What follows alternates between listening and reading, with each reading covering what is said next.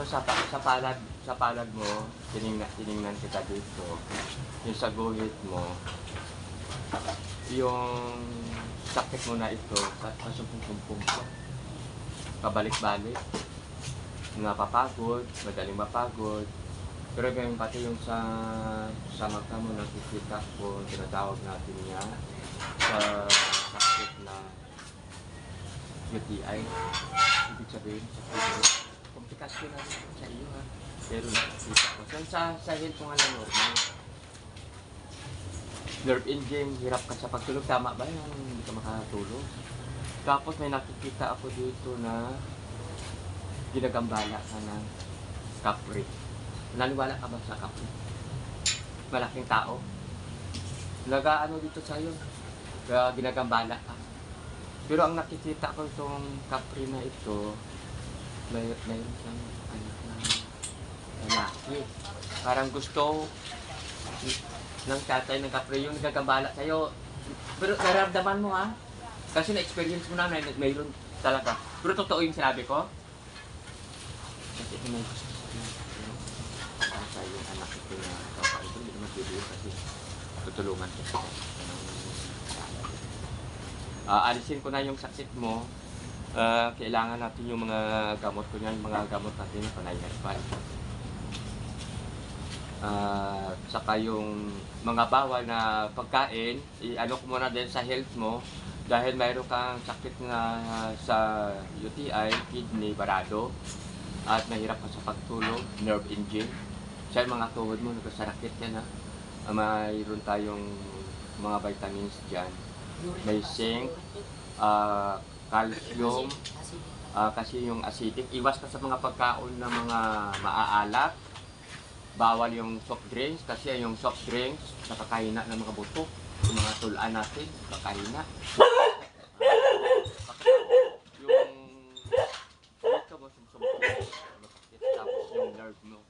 Sa gabi naman, hindi ka makatulog. Kasi tinatawag natin yan na low blood, ikaw anemic. Yung white blood cell mo, yung mas marami yung puti kaysa pula. Kaya minsan hirap ka na, hindi ka rin makatulog.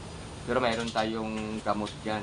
Ang gusto ko dyan sa iyo, tuwing umaga, ang gamitin mo ngayon ay, yung alam mo yung balonggay? Kaya mag-ano ka, balonggay na lang yung parang pinakakapi mo. Balonggay, tapos hindi kaya yung dahon ng kamuting baging. Kasi kailangan mo ng mga vitamin A. Tapos ang kangkong naman is 120 ang vitamin C. Pero kahit laga mo yung sabaw na lang niya. Tapos wag kang gagamit ng mga preservative, gaya ng mga may preservative na mga na magic sarap, ay mga preservative, bawal yan. Yung gamot kita para gumaling ka at lumakas yung katawan mo. Ibabalik ko yun ng dati mong katawan na masigla kasi hindi ka mapakali. Kung may gagawin ikaw, talagang gusto mo matapos. Hindi yan tigilan pag hindi na natatapos yung gagawin niya. Kaya minsan ang pagkain mo minsan lalong kasi sa trabaho niya gusto niya matapos. Ano ito trabahoso ito siya. Hindi siya mapakali na may gagawin, tapusin niyo muna yan. Kaya masipag ito. Ang nakita ko sa ugali mo, masipag, maasikaso, mapagmahal sa mga anak, sa mga apo mo, mga palangga mo.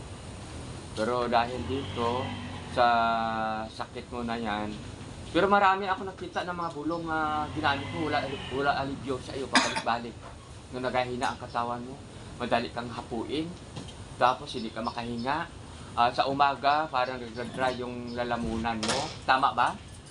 Kasi ako ang manggagamot, hindi ako nagtatanong kung ano yung sakit mo. Pero pag nakita ko dito, pero ang lahat ko bang sinabi, nangyari yan sa katawan mo. O yan.